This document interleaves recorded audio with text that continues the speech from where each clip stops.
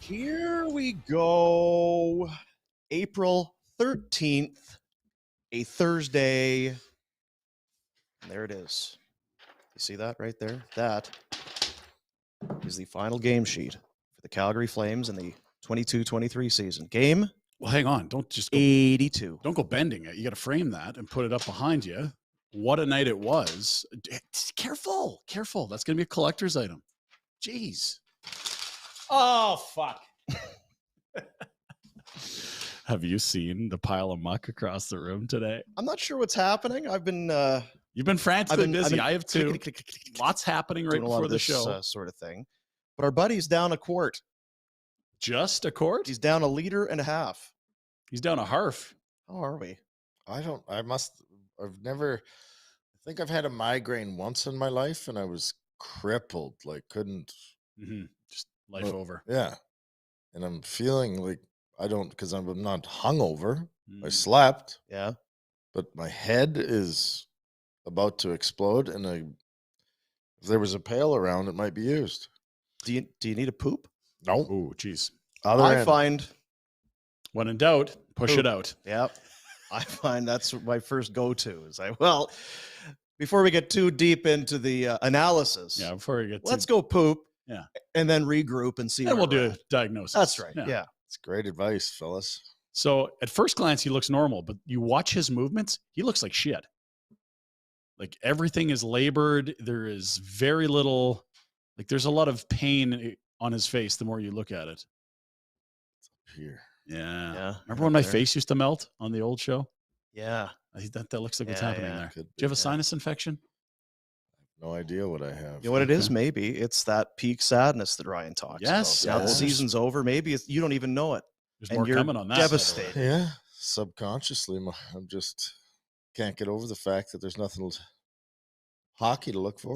I've heard he's so distraught. He's leaving Calgary again. Yeah, he's going to get out of here. He's fucking off this weekend. See ya. Gonzo. He's going to come back, but the team's so demoralizing after last week's pump up, the positivity, let him down. On the Sabres, they couldn't hack it when he left. He's got to go somewhere new then. Florida, they're in. He's going back to the Keys. I need a vacation. Yeah, you do. Tropical. He's been working too hard. Yeah. Yeah, it's been a grind. We went to the game last night, and I don't know why, but when we were walking in the rink, and it was early, but it just kind of, I think it hit both of us. It certainly hit me. It was just, this is way too early. This is it. For the season to be over. It's still chilly. There's snow on. Usually it's, now it's spring, and when the season's over, it's like, okay. Rather your team keep playing, but it's warm out and that. It still feels like hockey weather. It feels, I don't know why it just feels different than any other year to me. And maybe it's because we're expecting there to be so much change, and it was such a disappointing season and all of that. But to be at the game, and I felt like the fans, I said this to Rhett on the way home, they showed up. Calgary showed up last night, sold out crowd. They cheered for Dustin Wolf. They cheered for Coronato. They wanted Coronato to score so badly. They were doing the Wolf thing. They were singing, doing the wave, which we'll talk about. I felt bad for everybody last night. Well, at least they won the fucking game. I mean, that really would have been peak sadness. If you have to see players come out and throw hats to fans after a loss to the Sharks in your meaningless last game of the year, at least they won. And I do, to add to peak sadness. So if you're new to the program, this is a phrase that I think it's Blake Micah McCurdy is the guy's name. He's a stats guy online. He said, peak sadness is when you finished just out of the playoffs because you're not picking high. So your draft pick's like middle of the first round. You're also not getting in the playoffs, which is all that fun. Revenue if you're an owner, experiences if you're a fan. City gets upside down. I'm going to add to peak sadness if your team's eliminated before you've had a beer on a patio that spring. That's what's happening right now. Yeah. If your team's done before you can have a patio beer, that's peak sadness. Yeah, if you had bought in and you were already on board with this being a losing year, but the high draft pick, you get through those 82 games, then all of a sudden you flip the script. All right, draft lottery. When's the draft lottery? Where are we going to be picking? All right, then where's the draft? Who are we taking? What are the kids? What are the prospects? Shelves? What number you want to be? Hey, UFAs this summer. Who's available? What are we doing? What do we got for cap space? You go from very depressed and down to hopeful. Turn the page. Here, I don't feel like there's any of that. There will be. I don't know. They saw a little hope last night with 39 and 32 and 49 on the ice. Yeah. But I don't think anyone's small saying dose. Where are we picking or what's the free agent crop look like for July 1. To be fair, they could stay out of that crop. Not a lot. It's not a good one, and they've got burnt almost every time they go there. But anyway, they beat the Sharks last night and threw T-shirts into the crowd. Yeah, what happened to the jersey off my back? I'm not sure. Ooh, yeah, budget cuts. There it is. There it is. Oh boy. That's our the win donkey, the victory donkey. It is, yeah. It's kind of got rat-like body, and it's got a hunchback, and it certainly parts of it look like a horse. Others, I don't know. Now, that's not someone in a suit and they videoed it. That's CGI. That's some animated thing, right? That's artificial intelligence, right, Rhett? Isn't that what that is? AI made that? AI. Yeah.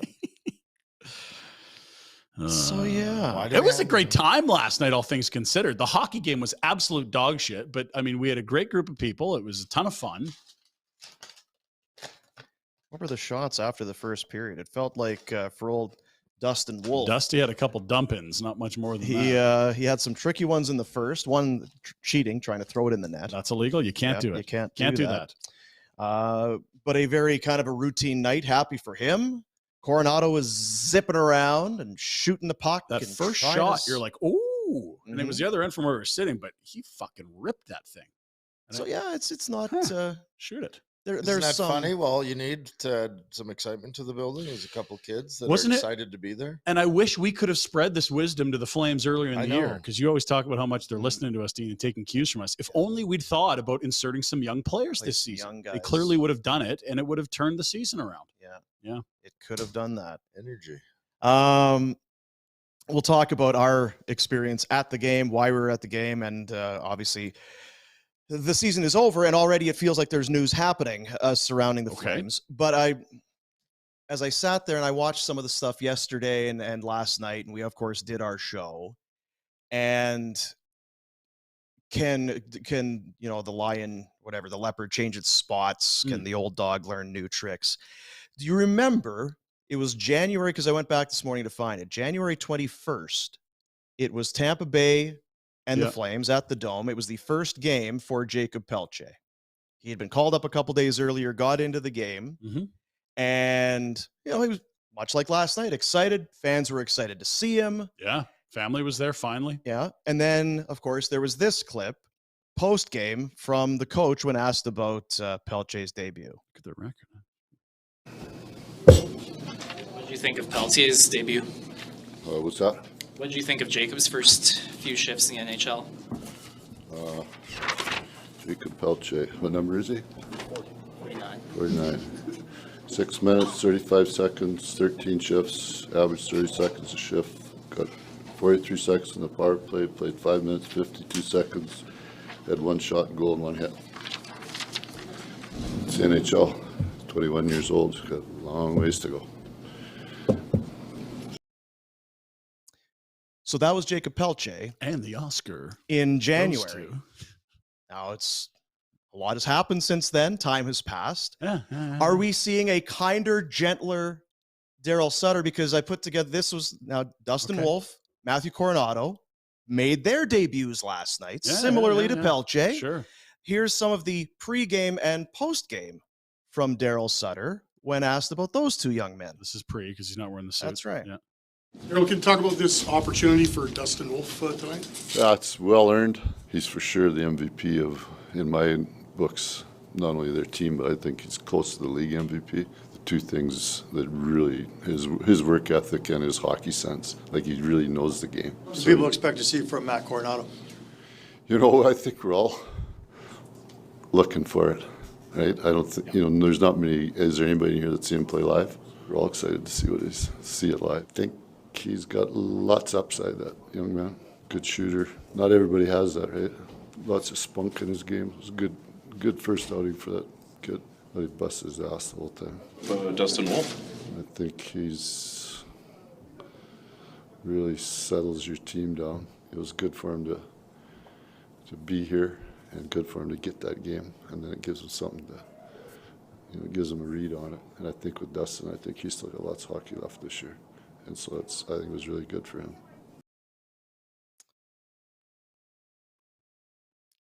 I'm going to suggest different than what we saw in January. Now, to be fair, the circumstances are very different.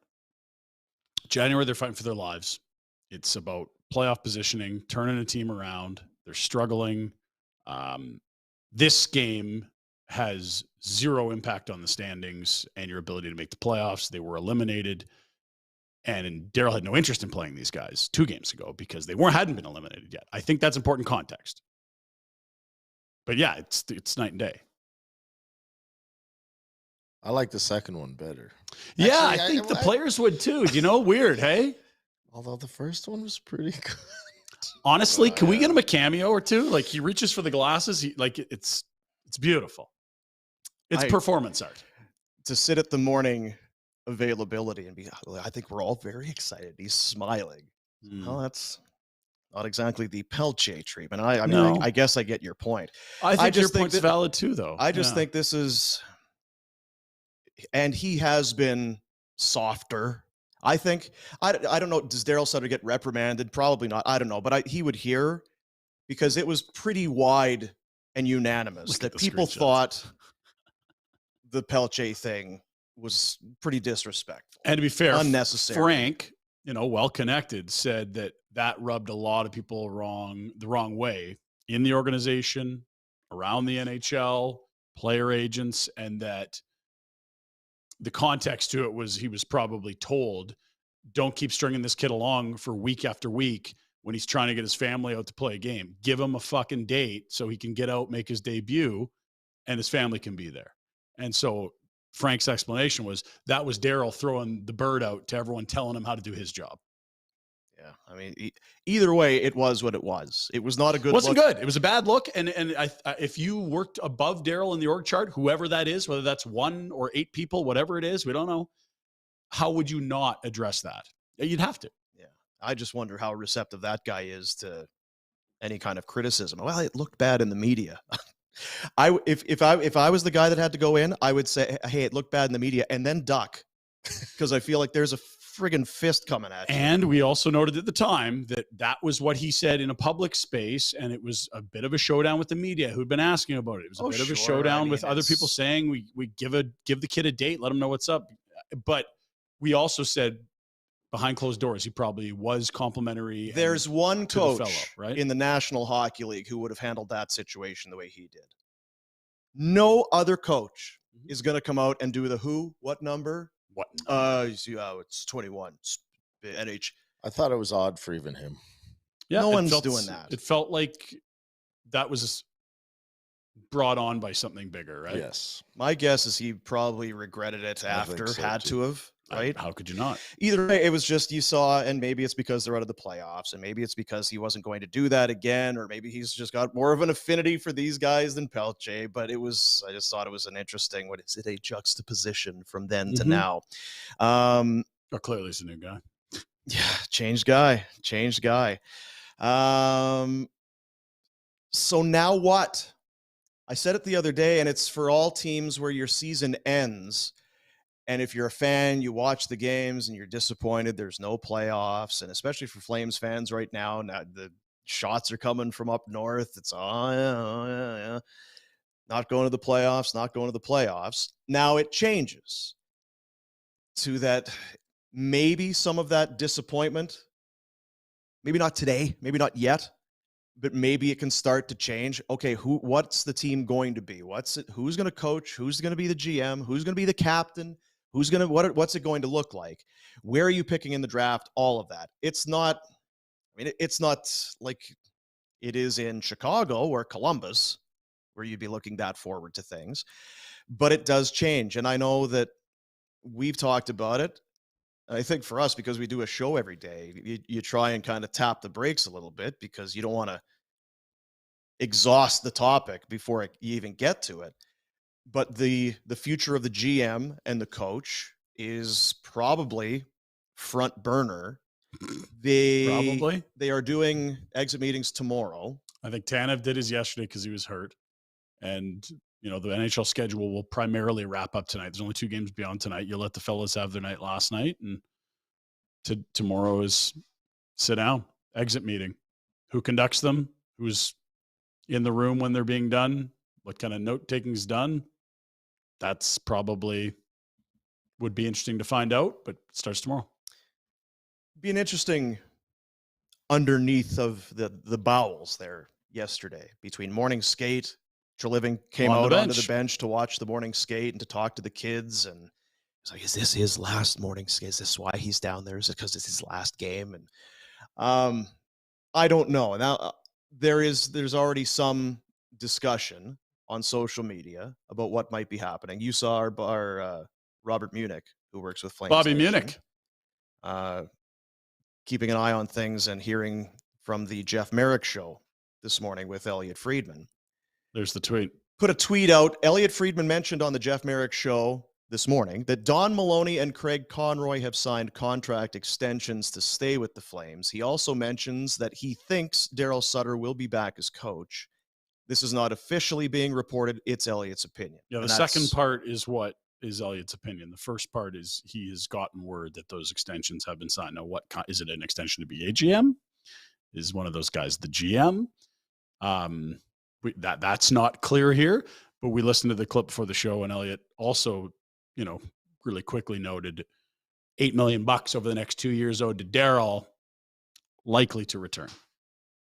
You don't walk away from that. No. He's not walking away. The question was, would the owner have the stomach to push him out and have to pay him that? And that would be a drastic change from what history has taught us about the way this owner operates. And it didn't happen according to what Elliot's opinion is here. So if history has taught us anything, the Flames are still operating like the Flames have been operated regarding coaching. Which leads us to what we discussed yesterday.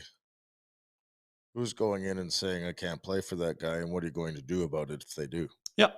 And so those 7 UFAs, exit meetings are one thing. As of July 1, you can negotiate an extension, or at least begin the conversation about an extension. What is the tone of those? There would be 1 more year of Daryl beyond next season for the entirety of that contract, is what we know. And again, these are not public contracts. Is it crazy to suggest then, with this seeing Maloney and Conroy extending, tomorrow being exit meetings, that we may be here today of a Treliving non-return? We could. I also, nothing in there suggests that one of those guys is going to be the GM either, right? But it also does not say that Brad Treliving has a contract extension. Correct. Yeah. What's your guts telling you? My gut tells me is Brad Treliving is gone. Craig Conroy takes over. Don Maloney helps. Is he gone because he's not being offered a contract, or is he gone because he's ready to be gone? That's a great question. Both sides might be ready. I would buy that. I think the GM probably is frustrated with some of the process here. Like, I don't think the GM handed that coach an extension in the fall. And I think that's probably really frustrating because it changed the entire power dynamic around the organization. And what happened this year with the coach and the players, the GM might have seen coming. He knows that Daryl wears on Shelf guys, and he life, yeah. understands that coaches have a shelf life. And this is now about 2.5 years of Daryl. That's pretty much a Regardless of that. average shelf life Yeah. of a coach, never mind a grinding coach like Daryl. And I think it really took the carpet out from under Brad in terms of how the organization runs power-wise. And my gut, Yep. if you can trust your gut ever, is that it's up to Tree whether he wants to come back. It will be on the owner's financial terms, whether he likes those or Yeah, not, or Yeah, I'm just saying my gut's telling me the job's available for Tree to keep if he so chooses. I'm not talking about what he wants Mhm. financially or not. I agree with you. And it's weird because I didn't feel that way a lot, but just the way that news has trickled out. And it's funny because Frank had said there's an almost zero chance both these guys don't return. And yet I feel like it's a lot more than almost zero today. He also said that he saw that there, and I'm paraphrasing now. I don't want to back Frank into a corner, but he had kind of said something to the tune of he saw a 0% or there was no path for Daryl to return as the coach of this team. So can things change in a short amount of time? Sure they can. We went through it yesterday because we took a positive spin on things. Gosh, are we positive? It's Right? infectious. We fixed a lot of stuff Yeah, for yeah. them. So there's Skipping not a and lot of whistling. work left for whoever is the GM and coach. Anyway, I saw you were going to be the new GM on Just bookmark that. Are YouTube. you holding out on us, you son of a bitch? What do you know, Rhett? Do you want to break some news?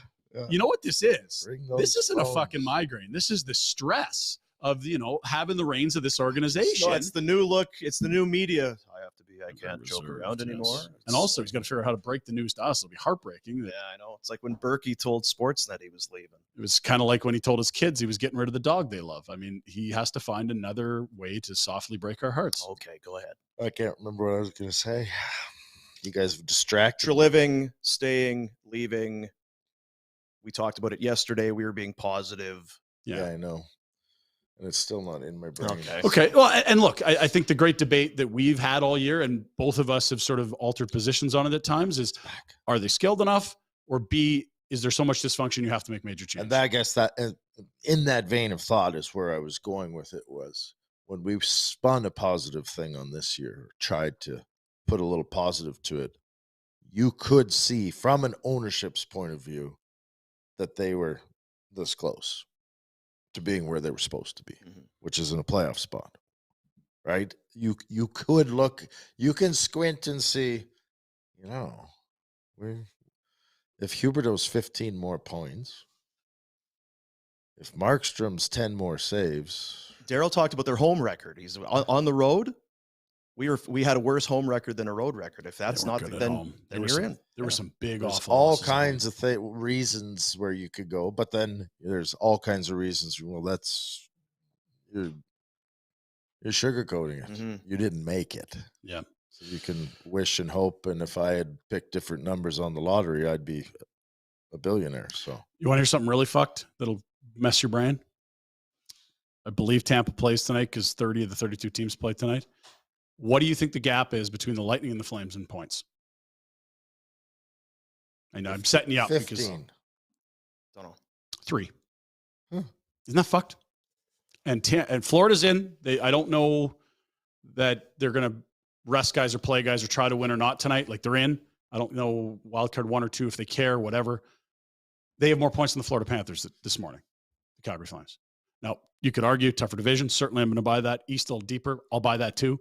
But for all the things that went fucking awful this year, look at how close they are to the Islanders and the Panthers who are in, and the Tampa Bay Lightning who are 3 points up on the Calgary Flames. Is that not insane? That it kind of is. I saw it today and my head almost exploded. So let's just, and it's opinion. We're here in the Tower Chrysler studios. Tower Chrysler, Calgary's best Tower Chrysler dealer. That's my Consumer opinion Choice anyway. Award, Yeah. Of course, Tower Chrysler, Consumer Choice Award winner, Calgary's favorite Chrysler Dodge dealer. 10901 McLeod Trail South and towerchrysler.com. No Game 6 surge. Yeah, and I'll tell you what, if Yeah, you see that Nation Jeep or the Nation truck around, take a little photo, throw it on social, say hi to us. All right, dude, for sure. I got a thumbs up to this morning on the way in. I did as well. The people are noticing these things. Yeah.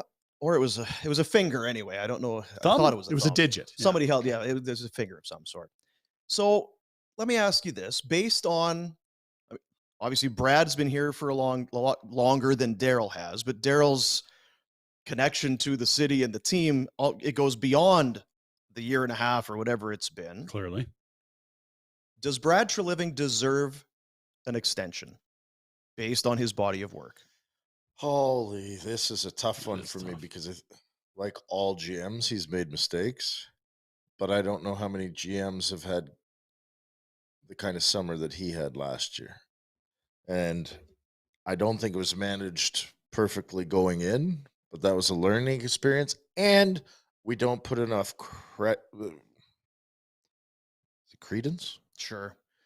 into what COVID did to players and teams In this country, yeah. in this country. Yeah. Okay, it's over. That's fine. So he gets he drafts, and I think I've been pretty vocal about this organization not having a plan, and I've stepped back, not on air, but in my own brain, sitting around the house, where I'm like, wait a minute, if Sam Bennett had been what you expected him to be, if Sean Monahan had stayed healthy, if Gaudreau had stayed here, if Tkachuk had stayed here, that is It's fucking wagon. what you're supposed. That's putting together. That is a long-term plan. Rasmus Andersson, Rasmus Andrew Anderson's there. You went out and Sure. signed a good goaltender. So there's a lot of good shit that he's done, but there's a lot of baggage too. And last year being what it is, I don't give him full grades because I think he did a great job in recouping assets and people in a shitty situation. But then I think he followed up with a panic move.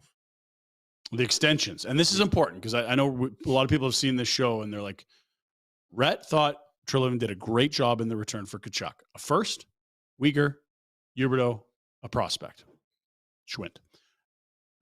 But the issue you have wasn't the deal. It was extending both those guys immediately. Even and then people are like, well, if you're going to be in the same situation as you were with Gaudreau. But my point is always, perhaps, and sometimes you would lose Gaudreau. But like I said yesterday, I don't think you lose Gaudreau if COVID never happened. I think Gaudreau's a flame for life. Anyway, you pick up Huberdeau, and that's the guy we're talking about. I wasn't happy with Uyghur at the start. By the end of the year, I think he was one of their best defensemen, if not their best defenseman. You got your pick. Don't sign Huberdeau to a long-term deal, because if it doesn't work out, you'd have sold him at the trade deadline for a big return again this year, and you wouldn't be locked in. If he is playing well and he's at 70 points, you don't mind paying the guy. Open up the coffers, give him the exact same deal and plus. Yeah. If it's working, that's where I think he failed. And I don't like the Kadri deal no matter what. I understand it. Yeah.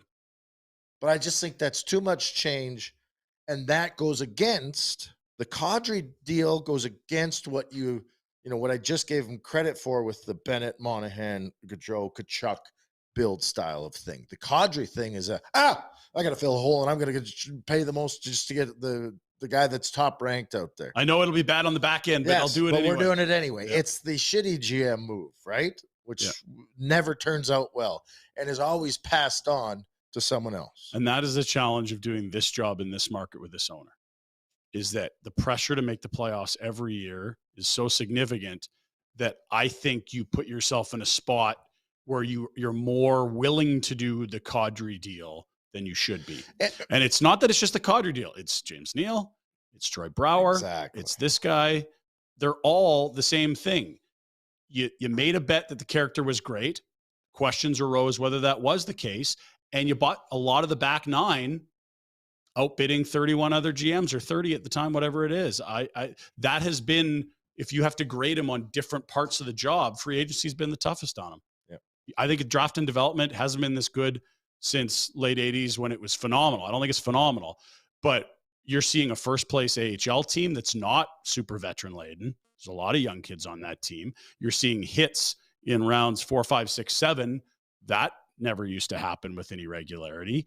And I think you have someone that understands more than just picking a name and expecting to be there in 2 years helping a team. They get player development. They're open to analytics, sports science. I think it's a much more progressive organization that he leaves behind if he's gone than what he inherited. But to your point, it's a very mixed bag. Treliving is much like the Flames this year. If you want to not even squint, you can look at it and go, he's done really good things. Or you could look at it and go, well, with all the time he's had, we've had some misses and we didn't make the playoffs again. Are you this close or have you effed it up enough? Right? Yeah. Like Here's a hypothetical. Was there an offer on the table for Tkachuk that involved a lot of very good young players that might not have been super impactful this year, but allows the team to win and be more long-term winning, that the owner maybe would push away from towards the win now thing that is so front of mind? But so that's where we get into the big, lots of It's weeds. the challenge, right? Lots of weeds out there. Because here's what I say to almost all of that. If you're a team and a GM operating today, and it's probably even more so here because we're in Alberta, you only got to go 3 hours north and you go, how in the do we get past that? Who's beating that? What do we got to do? And that's where the Kadri thing comes in. Okay, well, we got 3 centers deep. 3 deep centermen. We can play. We Deep don't have individual skill that can maybe, but our goaltending will be better. You right? So sometimes you start planning to try and compete. We lost to the fucking Oilers last year in the playoffs. They were expecting to at least meet up, have a chance to meet up with them again this year. Mm-hmm. Your game plan is to, okay, not only do we have to make the playoffs, they all expected they would, but once we make the playoffs, what's the sense of getting shit pumped by the blue and orange? They built a roster to play the Oilers. And to be fair, in 3 games against the Oilers, they outplayed them in the vast majority of those 180 minutes. They lost 2, but really had the puck more than the Oilers in both of those. There was late rallies from the Oilers. They won the first game. That was how they were built. The problem is outside of those 3 games, there was a lot of fucking shitty play from some good players. Yeah. I said, well, there'll be changes. So what I said about not going back next year, if this is the same pile of muck, it won't matter. They won't win me over till January. Bring some kids in and you immediately change things and add some excitement to games where they were flat and too veteran laden and too stubborn to play the young guys, where those would have been the guys that have the energy to get you through the dead spots on the schedule. Is there anything, would you either of you buy the notion that Treliving made this mess being this season and that he's the best equipped to fix this mess or not? Well, here's the other thing. Who's doing it if he doesn't? We talked about it yesterday and we're saying it again. My gut tells me whether Treliving will come back or not will be Treliving's decision. But you can look at this whole organization and go, well, what the hell else are you going to do? You may as well start again next year in the same spot with a couple changes to the kids. We've already made the deals for them. And find out where you're at. Because if you're bringing in a new GM, and again, I think it'll be up to Treliving, but if a new GM's coming in, who is it? What's his philosophy? And what the hell is he going to change? If Sutter's back and you got a bunch of contracts you can't move, what are you going to trade a bunch of guys that aren't the guys you want to get rid of? Right? Like guys you don't want to get rid of. Yeah, you're going to revamp the lineup. Well, you could trade Tyler Toffoli, which opens up a Tyler Toffoli-sized hole in your lineup, right? Like that's kind of what they're looking at this summer. Boy, no, Hanifin could get you something. Yeah, but where do we do with Hanifin's minutes? Yeah. We're going young, so we're going to move out Kadri. Except we're going to have to give away some prospects and picks in the trade to get that done. Not really it's a bit counterintuitive to your youth movement. Right. And to be fair, I still, if Daryl is back and it's someone that Daryl can move puppet strings a little, maybe that's too strong a word, that he can massage on player personnel, why wouldn't he have another Lewis type on this team next year? Like, the notion of youth and speed and pace and enthusiasm is great, but it's the coach that was against that. No one else in the organization. Well, make the coach feel like he's making the decision then. I don't know. You're right, but he's... You know what, though? You said it yesterday. No one was calling Daryl Sutter out of step or out of touch last year. No. They won a playoff round. They should have beaten the Oilers, a lot of people feel. No one had a problem with Daryl Sutter last year. They had the best line in hockey. And then this year, career years across the board. It's a very different team. The room is different. The key players are different in a lot of ways. The goaltender struggles mightily. Both of their goaltenders were sub 900. Yep. How many teams can do it regardless of what else you have? So it's going to kill you. So what does that say to you? Think outside the box on what you're saying. With the goaltending or everything? I know. I'm building up drama. Lead me. Yeah. So the coach could be the problem, but last year wasn't the problem. So you can, yeah, I can see where he might be a problem, but is he the problem? The GM is the GM who put together a team where a lot of people expect this damn good team can compete with the Oilers. Might be less in the regular season, but be damned you don't want to play them in the playoffs, right? Like, so all those pieces, my point is all those pieces seem to be good. So what dismantled this team, or what changed inside this team? And my proposal to you guys would be off ice. Something's going on behind the scenes that has caused rifts, or whatever you want to call it. It's dysfunction. Distractions, the dysfunction. And I'm not talking that it has to be in management. There's a lot of people that surround these players and are parts of their lives that can be part of the success or failure of hockey teams. You're politely tap dancing around things, but yes, I agree. No one deserves a free pass, but if anyone is suggesting that a new GM comes in and these issues are solved, that would be crazy. Like, all of a sudden, Huberdeau and the coach are singing in chorus, holding hands, kumbaya, that Nazem Kadri all of a sudden loves playing for Daryl. Like, if this is supposed to be a sacrifice for missing the playoffs, if he doesn't come back or whatever, and I don't know if that's it at all, but all the issues are still here, whether Treliving's here or not. Nothing is fixed. Yeah, and he would have a better understanding of them than someone new. And conversely, if the coach was gone, I would have an easier time believing some of the issues that were present this year have a chance to be solved. So what is that list of things that went sideways on them this year? Obviously, goaltending. Scoring. They lose 200-point guys. But Huberdeau was a 100-point guy 115. who performed nowhere near. So, I mean, your offense goes in the toilet there.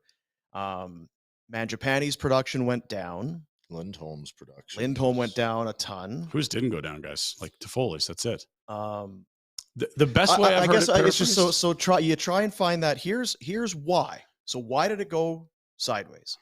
Here's our list of reasons that we think are why. How many of those can you, like you say, strike to one-offs? Markstrom had a kid. Mm-hmm. Can you buy that? Are you not buying that? Didn't okay. Lindholm have a kid too? Lindholm had a kid as well. Dads there. Huberdeau, new market, new country, tons of pressure, instant friction with the coach. Can you find, is that better in year two? I don't know. Because you come back in a year and you think, it was just, these were the hiccups that happened. And then you're 20 games in and you're like, Jesus, nothing has changed. I know, but okay. So this is where I get frustrated with, because remember yesterday we were talking about, well, how can we sign these guys to these awesome contracts? Everybody wants Huberdeau. And then you sign him and like, I can't fucking trade him. Right?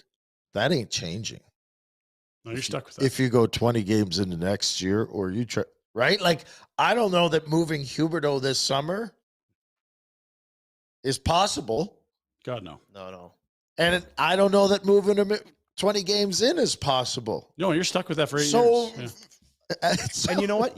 You may not want to, because he has shown the ability to be a 100-point star player in the league. You have a potential star in your locker room. How do you unlock it now? So you'd be kicking yourself in the ass. You move him with eat you on some of the money, and he goes and does what Skinner did. Gets shit kicked in a deal, and then he gets 100 points again. So we're talking about two things. On the ice, you've asked about issues, and we're talking about off the ice, a lot of things that can be issues. The off the ice stuff is a lot of speculation. The on the ice, the best way I heard it summarized was earlier this week, Ryan Pike was on with Rob Kerr on Just a Game right here in these studios. And the question was, why isn't this team in the playoffs? What happened? And Pike said the last 10 feet and the first 10 feet for the Calgary Flames killed them. Their goaltending was fucking awful. And when they got a chance around the net, what did they do? Didn't score as much as they should have. And if you took away, it's 200 feet, the middle 180, they're absolutely one of the best 16 teams in this league. It's hard for you to generate chances against the Flames with any regularity. They have a lot of puck control. They're pretty good at generating chances. Finishing them, dog shit. Goaltending, dog shit. It's the 10 feet at each end of the rink that killed this team on the ice. Off, there's all kinds of things. New markets, new pressures, wives, kids, friction with a coach, players not getting along. We don't know any of those. That's all speculation.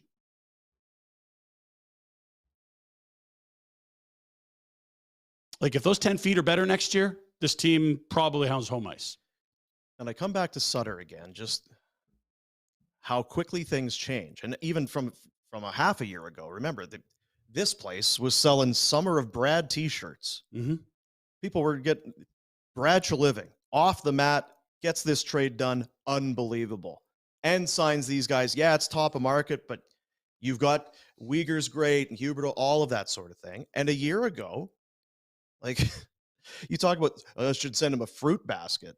Eric Goodbranson owes Daryl Sutter a ton because he was essentially a PTO or a 11th hour league min ad. I was like, oh, here's Daryl Sutter bringing in his guys. And he was very good for them. Craig Button said he's one of the guys that the Flames missed a lot this year. That physicality in the dressing room, all of that. I guess my point is, a year ago, it wasn't that Daryl could do no wrong, but there was a lot more of the in Sutter we trust than there is right now. Career years for how many guys last year? Half the roster. Guys making money, and the team won a playoff round. What happened? Well, and how does a coach that won the Jack Adams think 6 weeks of Milan Lucic on the second line is a good idea? Like, we talk about he didn't get dumb. That was fucking dumb. I think. Why did you overreact in Game 7 with your lineup? That was dumb. I don't to debate you and offer the other side. I will say he didn't do it subconsciously or he did it because he felt he needed to send a message to the rest of them, because he did not believe they were giving all that they could. This guy will work hard. I know he's not a second liner. I'll keep him here for 6 weeks. But if you look at some of those decisions, it's no way it didn't cost them at least the 3 or 4 points they're going to miss the playoffs by. But that's maybe why Flames fans, the old 24-hour rule, don't call the coach because you're going to get in a fight if you do it right away. Wait 20 deep breaths. Maybe we're not that far. I don't love the makeup of the team, and I think that those things that we can't comment on, I think they're significant, are deeper than we imagine. And you hear whispers, but you're never going to get authority. And it's none of our effing business. Like, that's anyway. I think that is a part of the problem. But if you could squeeze a couple things, and if you can get Daryl to recognize, yeah, those kids might F up, but they also might. They also might turn into 100-point players, and they also might push Andre Mangiapane to play better, and they might push Dubé, Markstrom, and they might push Markstrom, and they might push Gaudry. And we saw Walker Duehr. Walker Duehr made the Lewis line look good for a while. Yeah. Right? Like, let them do it. Just give them a chance. Yeah. And then you watch his treatment of Matthew Phillips and Pelche down the stretch, and you're like, ugh. We're not talking about the past, Ryan. Yeah, I know. We're talking about the future. I have another question. I feel like There's no answers, but it's got to be. It's too glaringly. I feel like it's the elephant in the room that we've really not talked about. And I'll get to it here in a moment. But I want to talk about our playoff draft coming up tomorrow, because today is the penultimate day of the NHL season. That's right.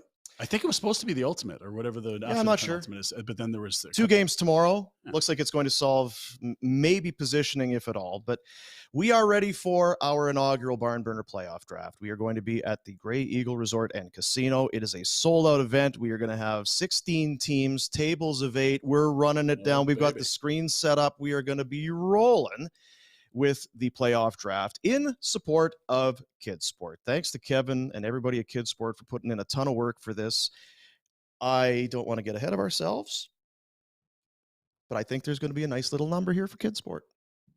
It's kind of like when we did the Christmas campaign. It was like, well, we'll try it and see how it goes first time. And then I think we were all very pleasantly surprised. I hope that's the case again. A lot of it's due to Kevin, because he's been working hard behind the scenes. Well, and to be fair, all our great partners in this, like he's asked teams to fundraise, and from that we will get to choose draft position. They've done a wonderful job, and it all helps kids get into sport, which we're all huge advocates for. And also part of that, our title sponsor, presented by paybuilt.com.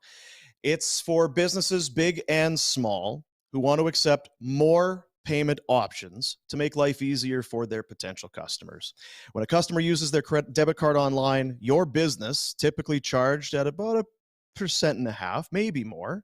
It's a lot of times it runs right through Visa and MasterCard. A customer can say, hey, I dispute these charges. You could be left holding the bag. No one wants that. It is riskier for a merchant to accept debit card transactions over an e-transfer or the Interac e-transfer. This is where PayBuilt comes in. They handle all of that stuff for you. All of the risk, all of those potentially high charges, they go to the wayside with paybuilt.com. You can use it in store. You can use it online. If you have an app for your business, you can link it through in there as well. As everybody shifts away from cash and cards, take the pain out of the payment structure for your business with paybuilt.com. And big thanks to them for coming on board, as they're going to be there tomorrow. We're going to be there tomorrow. Excited.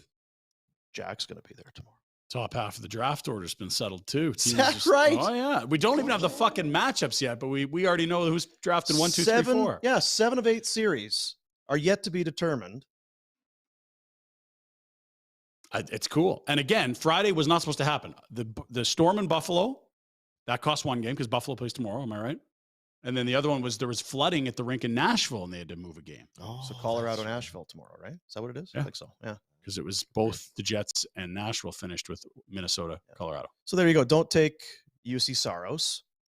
In case you want to. If we start the draft before that game is finished, just steer away from Jankowski as much as you might want to take him. I mean, take him, I guess, if you want. I'm not going to stop. Pinder's going to make fun of you. Yeah, it's the inaugural Barn Burner playoff draft presented by paybuilt.com in support of Kids Sport at the Grey Eagle Resort and Casino. Looking forward to it. Now, the question I have for you, and I don't think either one of you can give me an answer. I guess I'm just asking, does there have to be something there? I played the earlier comments from Daryl about Pelche and how that kind of went. And I played one for you this morning. I guess my question is, how did we not see for any amount of time, especially after Huberdeau was moved to the left side with Elias Lindholm? Daryl made some comment about Lindy being the best player on the team, and he's going to play with guys he likes. Yeah, and then the Huberdeau thing was, I'm done looking for chemistry with. Is there chemistry with Kadris? I don't care. I don't want to hear about stars. Chemistry. Figure These it are out. star players. You guys figure it out. I'll just come on, just do your job, kind of thing. What is the deal? Because to me, there has to be something with Lindholm, your number one center, and what should have been your number one winger in Huberdeau. And remember, I always talked about when guys score, they should all be. You didn't see not a lot of the that camaraderie that you expect. Like when they went some 10, pretty 4, good and 4, indicators. Yeah, down the stretch, you saw a bit of that back, but it was when you already needed the Hail Mary that you started to see. These guys, you know what they need? I've got it. Son of a. This shit's too easy. Can this you a commie put that special? back out for Rhett for GM and owner? I might as well be the owner too. Well, if you got Call the money, Murray. why not? Murray, let's Jack, partner up here. I got call- 20 in my Get pocket. Murray Edwards on the phone. Yeah, it's a Swiss Send number. him Murray a- and Gary. send him a link. Gary's We'll- got to give me the stamp of approval. Get him in Time is Zoom. it in Zurich? We're Zoom call? renting a boat tomorrow after the meetings. Surprise for everyone. Here's your ticket. I got a cruise ship rented. Bring your families, all the players. Yeah. We're going to get on the boat, and we're not getting off till everyone gets pissed with each other Yeah. and sings Kumbaya or whatever. Everyone's going to have their own song. It's karaoke night one night. Yep. Wives are gonna do a fashion show, whatever. Have fun. Yep. Shuffleboard one night. Maybe some, Do a movie night. well, no, because no. Okay. No, you got to talk. You're right. No, that's Yeah, too movies, lame. you don't talk. What's the water Yep. volleyball? We got to have Sure. a tournament. Sure, yeah. It seriously feels like this group is missing a Warner or a Commodore. The guys that say we fucking suck tonight, and guess what? Mandatory trip to the ballet in Montreal. We're all hanging out together. It does not feel like a tight group that spends a lot of time together and loves each other because they don't look like they fight that hard for each other. I just want to bring it back to the Lindholm, and I'm not trying to make something. I'm not trying to force a square Sure peg are. into a round hole, but it's just because we talked when he came in, and we had Huberdeau didn't always play with Barkov. He played on a different line, that sort of thing. And maybe you're clear on trying that. to spread out scoring in your offense when you're goal starved. But with the offensive challenges that this team had basically all year, 1-goal games out Mhm. the yinger, Yep. all of this. Yep. How did they not go back to trying Lindholm with Huberdeau for any amount of time? I don't know how long it was, and we could probably find out. 5-7 games, maybe. Yeah. At the start of the year, Daryl said something about Lindy's our best player. He gets to play with guys he likes. Likes playing Weird. with. Sure. Yeah. And then it was dust in the wind. And here's the thing. It wasn't like, okay, well, they found a left winger that's killing it with Lindy. We have to leave that No. alone. The right winger was Toffoli that you had to leave up there, but they rotated Mangiapane through. They put Dylan Dubé up there. For a while, it was Pelche. Like, everyone got a sniff up there, except Huberdeau down the stretch. Not even down the stretch, the last fucking 70 games. The bulk of the season. Yes. And again, I don't know that other coaches wouldn't have done that. And that's why I'm frustrated with this, the thoughts of Daryl coming back, because there were just so many little missteps.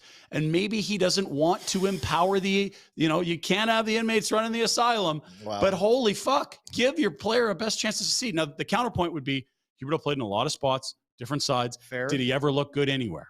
Maybe he was going to look like he looked anywhere. And Daryl's closer to it than the three of us. He is, but again, there were some to pretty me, clear and missteps. honestly, I look at this as not a Daryl thing. I think it's too on the nose from a coaching standpoint. It's something you would do when you're looking for offense. What's up with those two guys? So could it be nothing, or is it too much to be nothing? It seems somewhere in this, it's too much to be nothing. Okay. And so one doesn't like the coach. One's a free agent a year. The other guy's locked in for 8 years. Hey, new GM, come untie this knot. I wonder about Lindholm. Lindholm And needs to be better. We talked about, I remember one of the first afterburners we did, and we were talking about Lindholm, and you brought up the point about this guy does not look like he's having any amount of fun. Now, off the ice, he's having a kid, and there's family, and all this sort of thing. But you had also said there is some professional pride that he would swallow, whether it's deserved or not. You centered the number one line in hockey last year, the best line in hockey. Both of those guys left. They left you behind, and your numbers have plummeted. It was all them. It wasn't you. All that sort of stuff. True or not, that probably starts to roll through your head.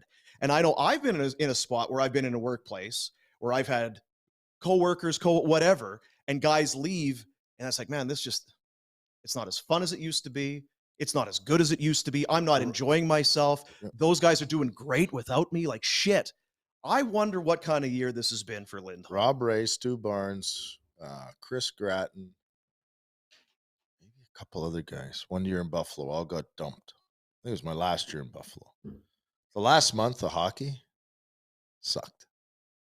You're going to the rink and your Buddies are gone. buddies are gone. The guys that you're friends with everyone. And I consider myself a good teammate. So but they were your sounding board. Yeah. They were your It's the inner circle, right? right? Like it wasn't a clique, but they were your boys. They were your guys you phoned and you said, hey, what about this? What do you think of the guy? He lost it. He lost his go-to guys, and that ain't easy. And then having a kid on top of, again, all this is, it's not an excuse. These are things you got to We're go trying to figure through. it out. Yeah. There's a lot of speculation. So it sucks. The one thing I would say is that I didn't think he played as hard as he can. And this isn't just about him, but at the end when we had 7 games, Yeah, and Chicago. we just What did needed you a do? hard push. I thought he was great against Winnipeg, but nobody- it was Chicago you needed to win. We talk about the captain. I'm getting to the captain thing again. Nobody took it. Nobody took it. Yeah. Nobody took it. Even if you don't make it, if you play your ass off, you've established that you're the guy that's going to grab the reins and lead this team. And next year, you've got a captain. Who the f- is the leader next year? Same issue is still there. And that's where when you start to dig into these issues, I think it's good to say we're this close. We're 3 points back where Tampa is. Mm-hmm. No, they've lost 4 in a row, but we're on the cusp. Like any little luck here or there gets us in. Yeah. Power play, saves, timely goal, overtimes, any of that shit gets you in. But then you dig into it and you go, is that the Kiprusoff scenario where you might get in, but there's dysfunction. You're sugarcoating the shit that's going on. And this is what we talk about. You mentioned this is dysfunction.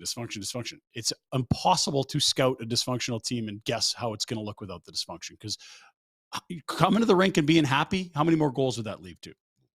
It's not 0, though. No. We don't know what it is, but we know it ain't 0. And coming in and having your boys that you love being with, how much does that help morale and allow you to get over shitty things happening, whether that's a coach ripping your ass or a loss on the road? Wins? Is it 1? Like, it's not nothing. We don't know what it is, but it's not nothing. And that's the challenge. And I do going back to your Lindholm-Huberdeau point. Daryl, you referenced the clip mid-season. Oh, Kadri and Huberdeau are superstars. They got to figure it out. I'm done with this like chemistry stuff. Why don't Lindholm and Huberdeau have to figure it out? Yeah. If Daryl's going to tell those 2 guys to play hardball, why won't he tell Lindholm and Huberdeau? Because I think he trusts Lindholm and what he did. I don't think he trusts Huberdeau and Kadri. I'd agree with that. I think, and that's where I get back to. I think there's shit going on behind the scenes that we have no clue about. I know. And I don't think it's all of Daryl's. And we bitch about Daryl's coaching, but Daryl's coaching what he's closer to and seeing more of, and Totally. right, and for right or wrong. I still don't think that means you talk about Peltier that way or have we love crass media, Tortorella quotes and Daryl Sutter. We dig that stuff. That's great for us. Great entertainment. But not that. That was cringeworthy stuff. Now, I think he'll obviously learn from it. He's no idiot. Like, he stopped it. He saw it already. Yeah. So I don't even know where I'm going with my comments, but I think there's lots of issues behind the scenes that probably none of us deserve to know. If it's on the personal side and it's the stuff that you don't get to have an opinion on. So and like you say, that no one really knows, and yet it seems to have torpedoed this season. That shows you potentially how deep it runs. And when some guys are cemented here for the rest of the time and other guys are potentially a year away from being out of here, and if those 2 guys aren't seeing eye or even their wives aren't seeing eye to eye, like, it's not a fun place to show up to anymore. It's a long time to go for those guys with those long-term deals, but it's funny in a way because, and I'm sorry, I'm just going to use the 2 guys, the big name guys, as Huberdeau and Kadri, who seem to have the biggest drop off, or you would have hoped to see more from. Yep. They don't feel like Calgary, Alberta people forever. Not yet. You know what I mean? They don't now. I'll tell you that. Right? Like, you're right. I have a hard time envisioning Jonathan Huberdeau and Nazem Kadri as part of the alumni group. And you know what? I said an ignorant comment probably, but because I was going to say on the flip side, if you're Huberdeau and you come here and 7 or 8 games in, the coach is saying you had to take a shit and you're fighting with the coach and nothing. I would think for Jonathan Huberdeau, he had the best of intentions. I don't think this is a guy who's like, I got my money. I'm going to fuck the dog. I'm done. No. Yeah. I think that he probably wanted to come here and be a leader. He's Canadian market. He's a Canadian guy. I think that he had to have been crushed. For sure. He probably wouldn't. I'm not going out in public. I'm going to get destroyed by people. Well, and what happened in the 3 weeks when Darryl went from saying this is the best passer maybe in franchise history to, he's having a shit? Now, what happened in there? But because I've been meaning to talk about that. Is that not Darryl sarcasm looking back?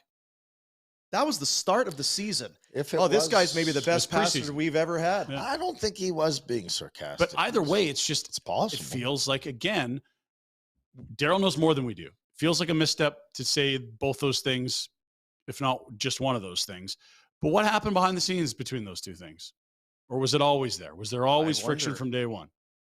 Is this the Alberta rancher not liking his taxes going to Quebec? Is this the stupid Westerners? You're so uncultured. Like, how deep is this? What is this? Okay, I want to change the subject because this feels like we can talk about this for a long time. We got a lot to get into, yeah. Let's talk about Wolf. Jumping around in the love the energy. Grease. Did you see his hip hop thing? Oh, yeah. Holy fucking launched. Jumps around. The big leap into the air. Loved how he played. Loved it. Excited for him. Loved the energy, the work. You can see. Did you see the shot in the third? Yeah. That defenseman came down. They already know. Go up top. They're trying. Right? And the question to me will be, are NHL guys capable of making that shot with the extra inch of room above the shoulder? Or does he have to come another 2 inches out and that opens other plays? Like, he's been dealing with this whole life. I'm not saying he can't do it. Yeah. I'm just saying that when I played, there were 2 guys in the league that could make that short side, top shelf, little hole shot. Yeah. Now there's a handful of guys on every team. Johnny won a series last year, right? Like, yep. And he scored, and Ottinger ain't no, he's fucking huge. Right? And he's so you goalie. can do it against big goalies. It's going to be interesting to see because that will be his size. And again, his size will be his weakness. It is his weakness.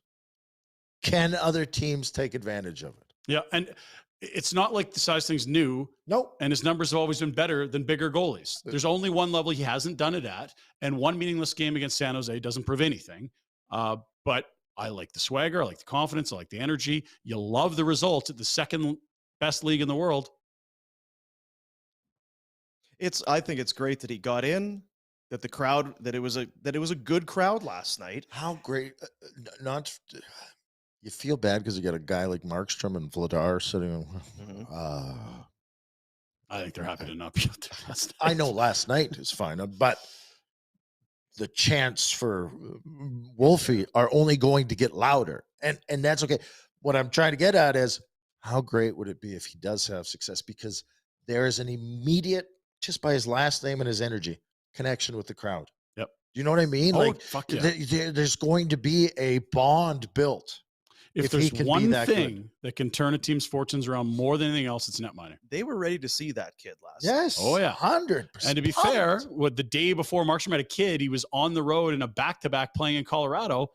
Fans were ready for him back then in fucking February, whenever that was. I think back to playing junior in Saskatoon, we had Norm Miracle, and he was a stud back then. Yeah. And they played the Cheers song every game. Norm. Yeah. Like chanting Norm every time he made the set. Right? Like, you're going to have that kind of bond. And if he can be successful, it will be wicked. He's got some swagger too, boys. He's not coming in meek. Ooh, I'm nervous. He likes the stage. And if you're going to perform like he does, fucking great. Yes. 100%. A little bit.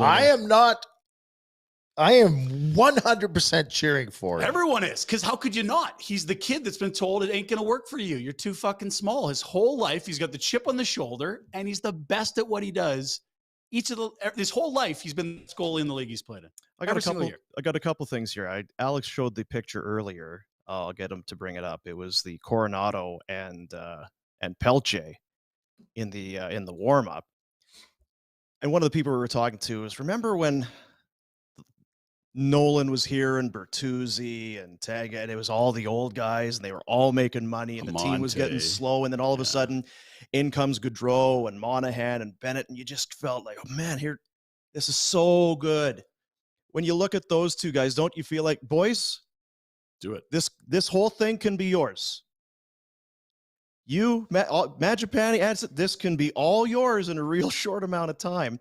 And I don't know who did it, but there's Coronato and someone at FlamesNation. It might have been you, Jack, or it might have been.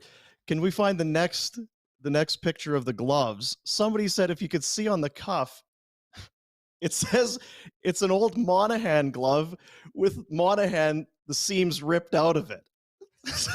How long are we hanging on to gloves? Are we recycling gear over at the Dome? What's happening? We got to make budget. We got this fucking expanded roster. That shit? Someone's zooming in on everything. You know what? what? My wife's scrolling the gram, zooming in on everyone. It's funny, but I played with someone last night at the event, said, hey, I bought a stick that the Flames claimed was yours from the 04 run, but it had a Lidstrom sticker on it. Yeah. And I'm like, yeah, I used Lidstrom stick. I love this pattern. So, so I mean, pair of gloves. If you need your name on your gloves, then you're a big time. No, I was just wondering, maybe, could buy the kids some new gloves. And you know what? Also going back to last night, I was saying the crowd was into it, chanting for Wolf. You could feel the energy in the building, that first rush that Coronato had when he was coming up the ice. You could feel it. Singing Country Roads, Take Me Home in the third. And they got the wave going last night, which I wondered if you were going to give it the thumbs up or not. It's a fucking meaningless game. Have fun. I've got a video here. Rhett, as you take a look, Rhett loving the wave. Oh, not so much. I got up too early. You're kind of on board there. I was up. Shoulders, lift his arms up. Maybe this time. He dropped an F-bomb there. The wave is coming back around. Let's see. How does it take a listen here? This is multiple laps. Fucking low here. Oh, no. You were really into it. The play was back on, and he doesn't miss a shift. You're too focused. Yeah, so he has the new GM. You got Pro. You're scouting your Was that when I was in the Mickey Ultra Club? Where am I there? I'm not sure where you are. I see your hair. I've long since given up keeping track of you. Speaking of which, let's do the Pinder Report, a presentation of Village Honda at the Northwest Auto Mall, online, villagehonda.com, paying top dollar for your vehicle. They got $1 million to do it. Sell them your vehicle. Get a tropical cruise for $2 now at Village Honda presents the Pinder Report. Game 82, the last for many players in Calgary Silks, and the last chance for us to watch the 22-23 team, which had so much promise and so much dysfunction. But look at this, so much denim. Milan Lucic, that's how you close out your career in Calgary, potentially. Rocking the Jean Zito. Fuck yeah. I mean, maybe you could throw on some Python belly boots and belt, but I mean, that is A1. If you're going to go out, you go out on top, Milan. Don't be doing no PTO nonsense in another market. You let that Canadian tuxedo, Game 82 in Calgary, be it. And you go out on top, baby. Now, are you going to bug him about the hair coloring? Like Milan can do whatever the hell he wants. Shit about my frosted tips. Hey, yeah, go tell me it's ridiculous. Me? Yeah. Tell him that? God, no. Yeah. Well, I think you're the guy for the job. I think the toughest guy in the league gets to do whatever the fuck he wants and no one says shit. That's kind of how the world works, right? Yeah, okay. Everyone agrees. I was ready for you to fight me on that or something like that. Okay, let's move along. So there's the game. Clearly some great vibes going.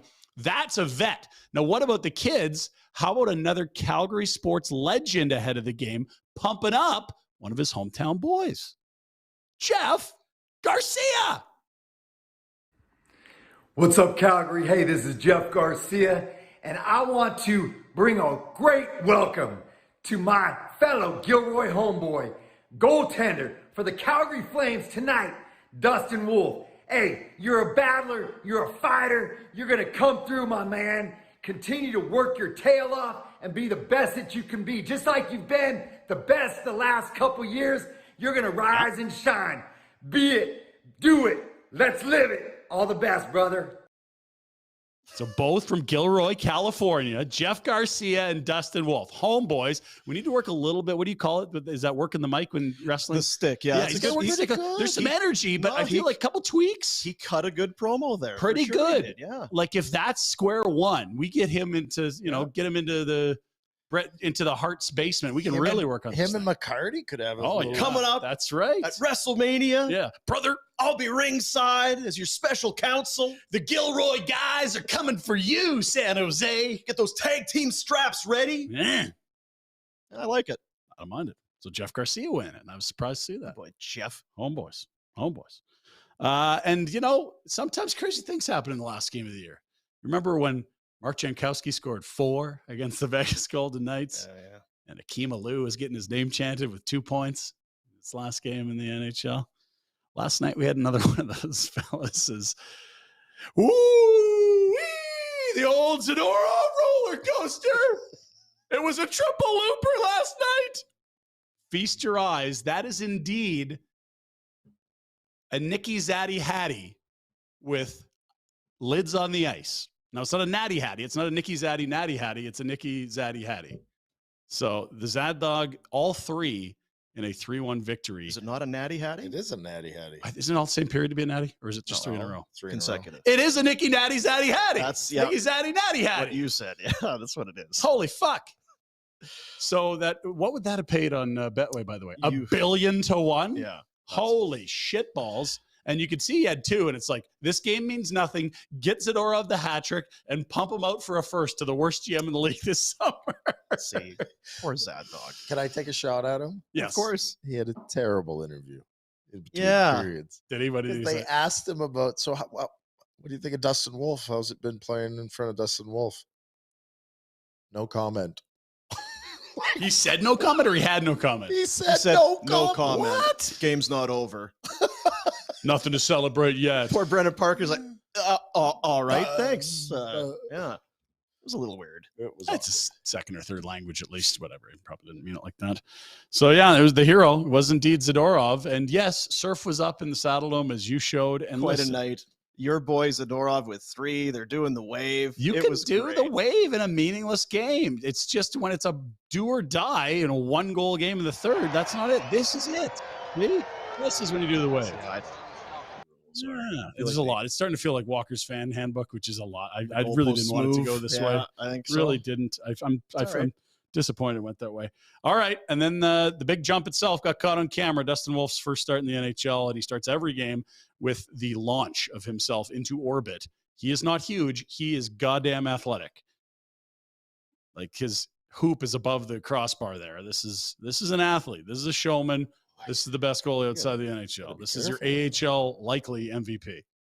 Jumping around, doing the full splits. They were so frustrated. They're trying to throw the puck in the net against them. I know. Can't do that. Illegal.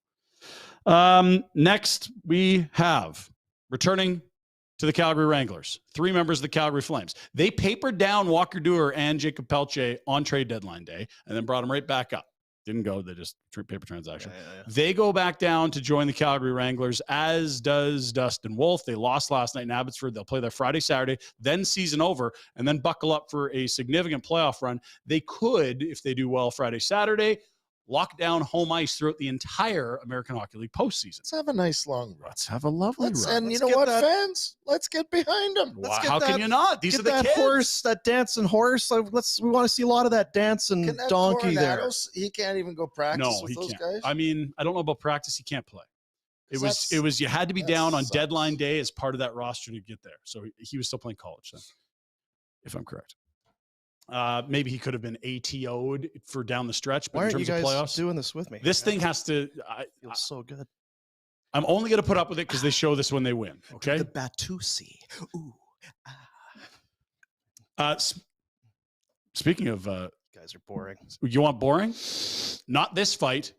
How about this going down in Abbotsford last night? Rhett, I want you to walk us through this. This is Gallant for the Wranglers. And, oh, boy. This is an old-time slobber knocker, JR. This is old school. This is right back to the early days in the league. Look at this. We go. And if you're Kenny listening Kleber only, can I throw him. apologize. Just Gallant bigger is words. getting a right free. Kenny Kleber responds. Gallant still throwing bombs with his right. Kenny Kleber not going away. He loses his helmet. It's They're a trading face haymakers. punching Now Gallant contest. with the left. Kenny Kleber responds to the Is left. the left's going Look retro? at him go. Kenny Kleber knocks Gallant's helmet off. They are throwing bombs. An uppercut from Gallant. They're getting tired. Christ. And down Right? they go. What a fight. Yep. And what a call. Tip of the cap to whoever's was calling a very the good call. Abbey Canucks. You said, sorry if you can't see it. Well, you heard it. Yeah. It was And fucking awesome. you may fight. think it's dudes overselling Nope. it. No, he did it justice. That's an all-timer right Didn't there. go full homer and try to claim his guy. He called a great fight there. And Alex Gallant, my Lord, this kid might have a family. Usually he knocks people out too when he lands that many punches. That Looking, guy's it was Gallant against Alex Gallant against Alex Canuck Lapert. Double last name there. Lots going on. More Well punches done. landed than hyphenated names. Though. That was incredible. Okay. And then finally, I wanted to, Flame season's done. Where do they finish? It's back to peak sadness, fellows. Is it? Here are the overall standings in the NHL. Shit. The Flames will miss the playoffs. Florida will get in. They're one point up on Florida. They are going to select 16th. That is the lowest you can select while still missing the playoffs. Well, maybe they'll win the lottery. They could move up to 5th. Sure. Yeah. I would be happy with that. Come on, Everyone would Ryan. be happy with that. The probabilities, a lot worse than the Flames making the playoffs there after that loss to Chicago. So it could happen, but let us temper. And can you only move up to fifth? Like you You can't. can move up 10 spots. So 11 and but down. You, can't, can you move either up. have to move up the full way, or you can they pick eighth? No, they'll move up 10. They So will. if you move up, you have to move all the way. There's two polls of the lottery. Those two teams move up 10 spots. Now, if you're third, you obviously can't go up 10. You'd pick first. The next poll, maybe it's 5. They'll move up to 2, and then whoever's dead last will pick third. Now my head hurts. I know. It's a lot. And they like, you got to change the draft lot. You've changed it 3 Hard. times. We're all confused. Shut up. Let's go to NHL stuff. 15 games tonight. Too much Here's what we dancing, dude. know. Too much Here's dancing. what we know. This is the playoff bracket. A lot of things to figure out. You're going to do some learning tonight, Dean. Look at the All right. bracket. Yeah. There's so much to solve here. I love brackets. Basically, we have Winnipeg cemented into wild card 2. We have Central Division 3, the Wild are there. Everything else in the West is up for grabs, including 2 division leaders. Other side, Boston has won the Atlantic. We know we have Toronto, Tampa. Rangers will be the 3 seed in the Metro, but 3 division titles on the table tonight. What would Gary say about Ladies and gentlemen, we have some parity to announce. clearly it's working, right? We Gary? love 3-point games, Yeah. Gary. Look how awesome this is. Now, to be fair, this year it was good. Last year we had the 8 teams in the East by Christmas figured out. That wasn't as good. So we'll take this year for sure, but I don't know that it necessarily means it happens all the time. Here's the slate. 15 games, all but 2 teams playing. That's Boomer's math. So email him if that's wrong. Some interesting ones here. A lot of teams playing for nothing, but Carolina can wrap up the division. Colorado can wrap up their division. Also, Vegas can wrap up their division. And some teams who can't move aren't playing guys. Minnesota can rest guys against Nashville. No sweat. Also, Tampa Bay and Toronto, obviously, they can rest guys. We know where they're going to be. And there's one other game I was keyed in on here. Well, the Devils can move up too, right? That's correct. They would be the team that Carolina's trying to hold off from Yeah. winning the division. If it weren't for the Devils, Carolina would have it locked down already. I kind of stumped. And I me think with that also structure. matters. Like the Panthers, there's a lot.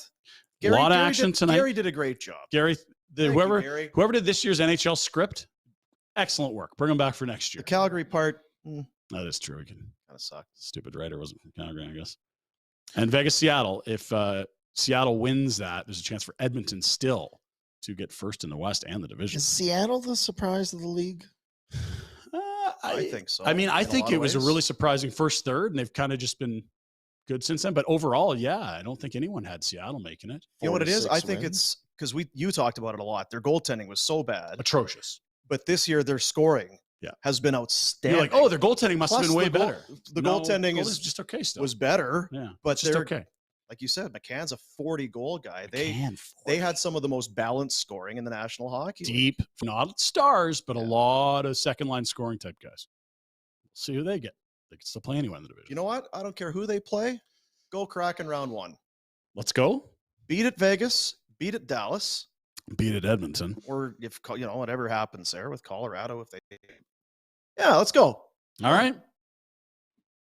And for the Colorado plays tonight, the team they're playing, I believe, is Winnipeg. They're resting all kinds of bodies. Stay tuned for the Betway Bets. We'll see if we can bounce on that one. Okay, we'll move along.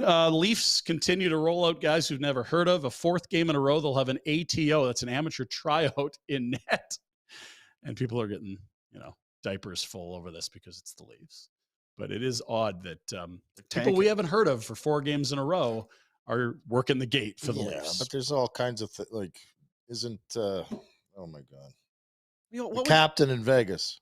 Yeah, Stone. Yeah. Isn't he coming back now? Well, I mean, stuff like that has happened in the past. I don't know that this year it does. My point being, there's worse things than this. Yeah. Let's not get too uptight about this. So whose panties are filling? Mark Spector's. Okay. I was going to say, it's not league officials or anything. First, all we heard was the 2-3 divisional format's not fair in Toronto. Now they're changing the league's rules on bringing up. Okay, no one's settle down. Settle down. Yeah. Anyway. Move along. I like Mark Spector. Mark, if you're watching, I'm Mark, a fan. Good fellow. Love to have you on. Just stop with the Leaf stuff. You ever been so bad you threw your microphone in the garbage after a show, Dean? Only 3-4 times a week. It's expensive. I wonder about it at the major league level. Let's go to the San Francisco Giants yesterday, where somebody wasn't happy with his performance, tried to blame the equipment, I suppose. That glove. It's the glove's fault. This is a good one. I like.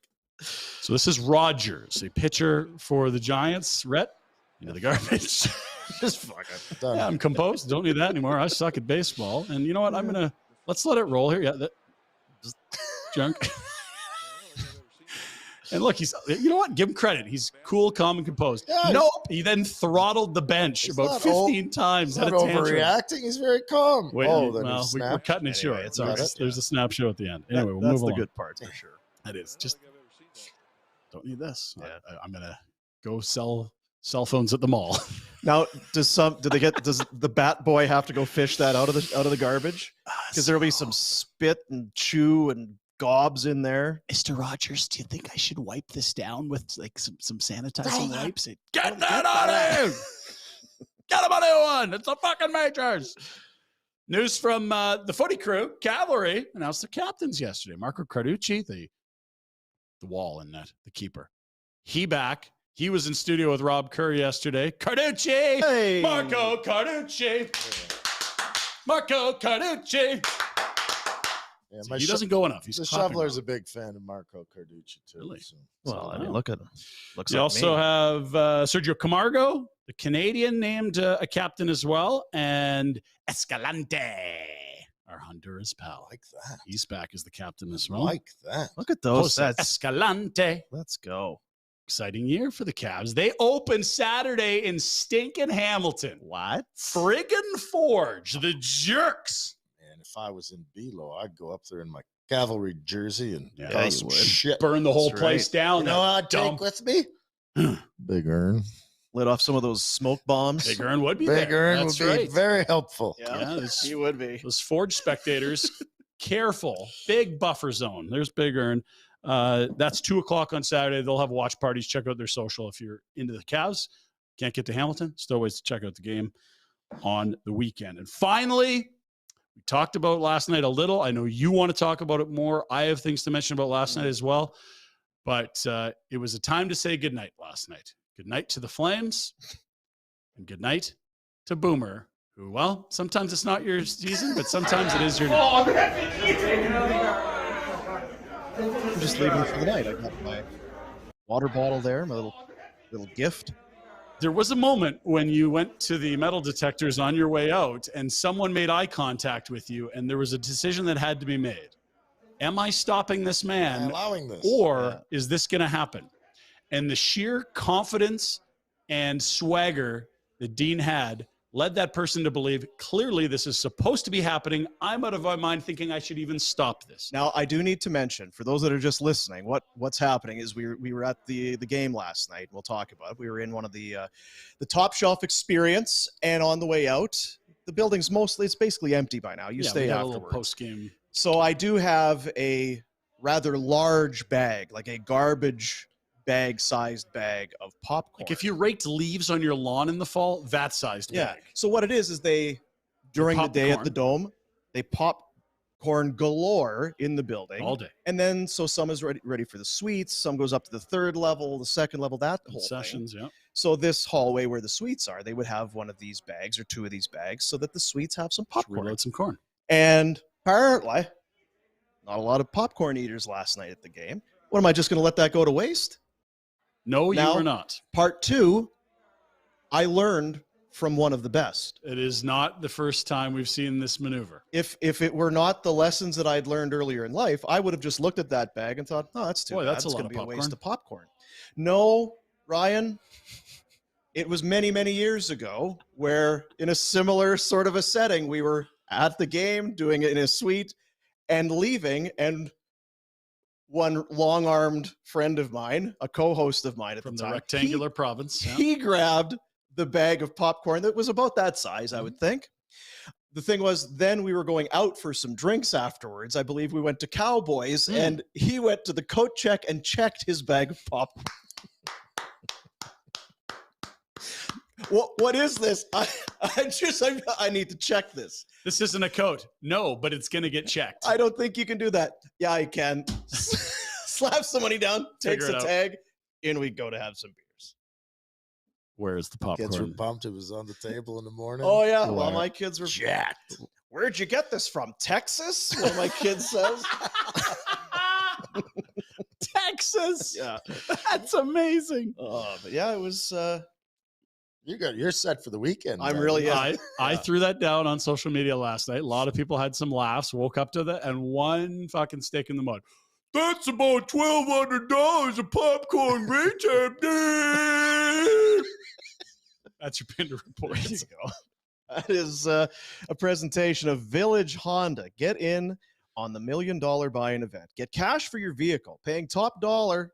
They'll throw in a tropical cruise to boot. That is how dedicated they are to filling their lot with quality used vehicles at Village Honda at the Northwest Auto Mall, villagehonda.com, your dealership for life. Don't we? Huh? Yeah. Also, now I saw a thing you mentioned social media, and it I think you mentioned the Islanders punched their ticket last night. They qualified, so all the teams are in.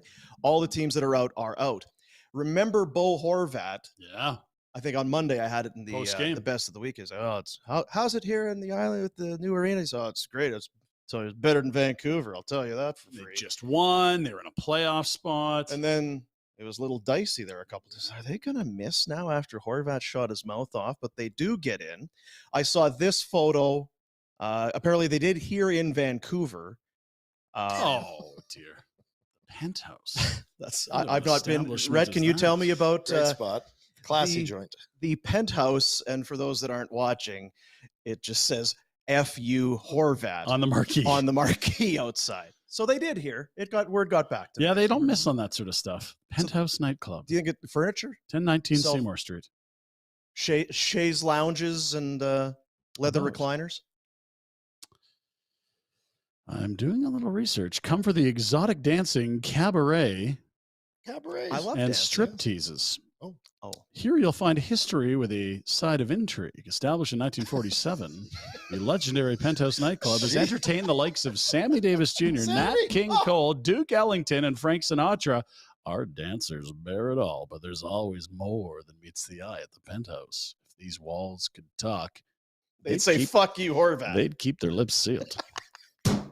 Fuck you, Horvat. There That's a great piece of marketing. That is Whoever's good doing the marketing. marquee, great work. Free plugs there. Free Penthouse. plugs. You're welcome. And you know what? It's not free. That's contra. So we'll let you know next time. Yeah, when we're in town. Vancouver. Bottle Well, service. keep your fucking mouth shut. Of one of those couches and a bottle of Grey Goose. This website might get me in trouble. Right.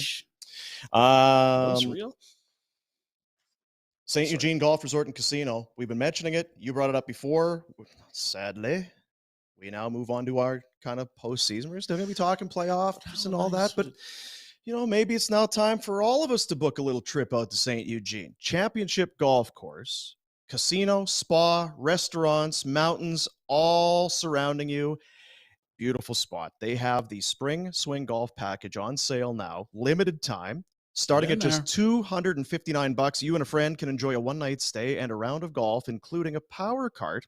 Spring Swing available from April 21st to May 17th. One of our people last night was saying, you hear you talk about St. Eugene. Oh, it's awesome. I love it. Good. Love I hearing go that. every year. I So feel like that might be great. Go watch We need some golf, team building. Spa. Yes. This is Watch the much like the playoffs. Flames, we have some things we need to iron out. Yes. We need, Jack's new. Rhett, you're here for a bit. When can we do this? How long are you here for? Now, just don't worry about me. When you look at that guy, do you not see total twist off Well, I see potential? what he's Twist friggin' off. wearing as a sweater today. Yeah, I maybe mean, twist off. Like when he gets Christ. piled up, he's going to twist off, somewhat like you, where it's like, Ooh, I like whoa, that. yeah. this is I don't mind a wild card at the party. yeah. Comes back into the hotel without a shirt on with his streaking. with his speaker Or, blasting. or the first night you lose him, and then he hops on the bus on That's the right. way home. You're like, what the? Where's he? I happened to forgot you were on this trip. St. Eugene, don't do that. We don't recommend that. Do it elsewhere. StEugene.ca. Beautiful Penthouse. spot in Cranbrook, BC. We'll do our Got some Betway. buddies that are booking a weekend out there. Yeah, we got it. We do have Get it to. going.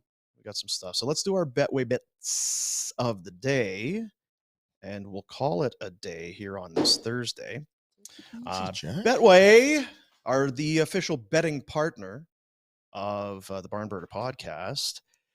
Oilers and Sharks. So I was not overly impressed by the Oh. Sharks last night. Really, eh? No. Not a lot of jump. I think they were, that's probably the best the Sharks are going to want to. I'm just not sure how good they are.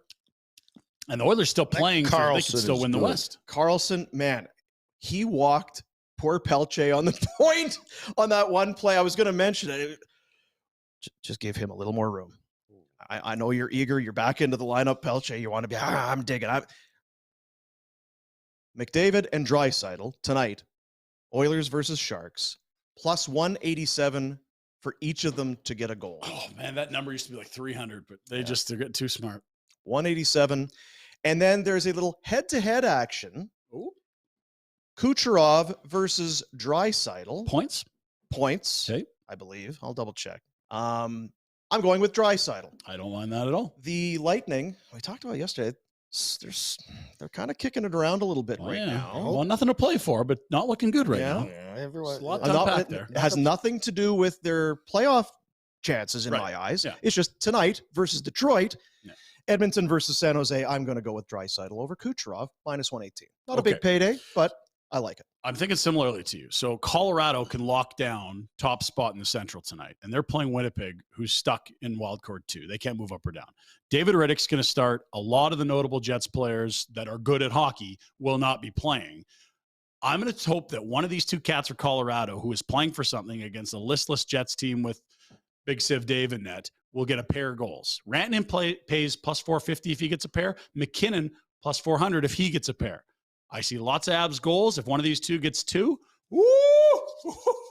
We're dancing, baby. Big game hunting. That's it about bets right there. It was points. Kucherov versus Draisaitl for Thank you. points. That's how that goes.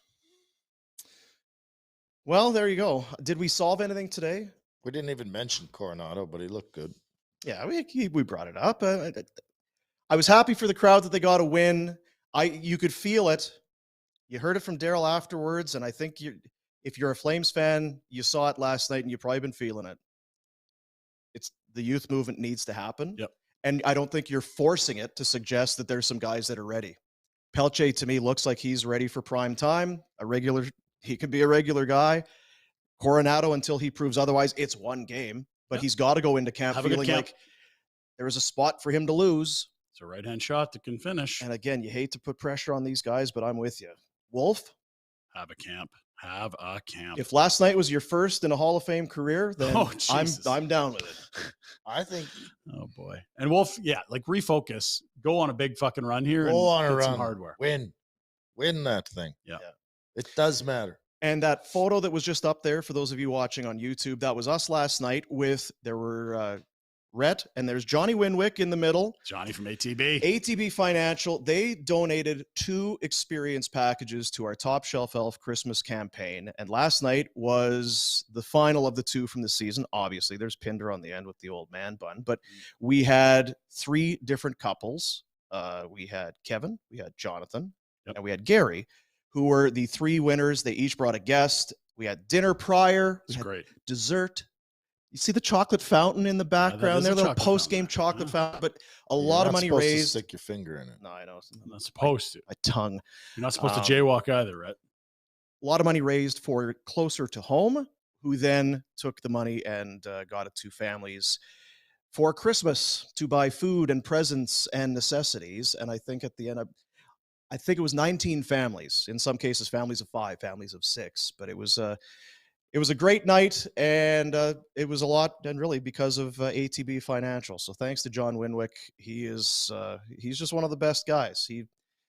He thinks he's a very good hockey player. I don't know that to be the case. He said he invented the toe drag, and he's sticking to his guns. Yeah. He's not backing off that stance at all. So, and if you see Johnny, you can say, "Hey, that's pretty awesome of you to help out those dumb barn burner guys." And next time you need your shed moved, don't ask a Norris. Don't get him going on that. He'll go on. Big kudos to Gary, Kevin, and John, who helped us raise that near $21,000 over the Christmas. And John, phenomenal. Didn't have to do that and was eager to help us raise money at Christmas time for that cause that turned out to be so wonderful. And one final thing for you. You see all those pictures on the wall? Mm-hmm. Only pictures of Flames jerseys with the letter C on the front, not the Flaming C, the Captain's C. Looked around that room last night. Tim Hunter spoke. He had some wonderful stories, regaled us.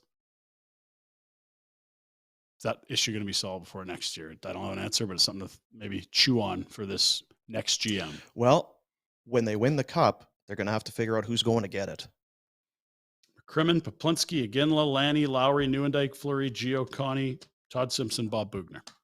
Be an awkward party if they win the cup, and then all of a sudden it's like, well, hey, who's going to get the? We don't have a captain. Be like the NFL, the owner. You, me, you. Yeah, Darryl would go. He's the captain. Murr, throw some wheels on. Get out there. Get Murray twirling around out there. Jeez. Do it. That's it for the show. Tomorrow, Friday, Hawaiian Shirt Day. Big day tomorrow. Yeah, looking forward to it. Keep your eyes and ears peeled as we might have a special little Friday coming at you. Special location. Maybe. That's it.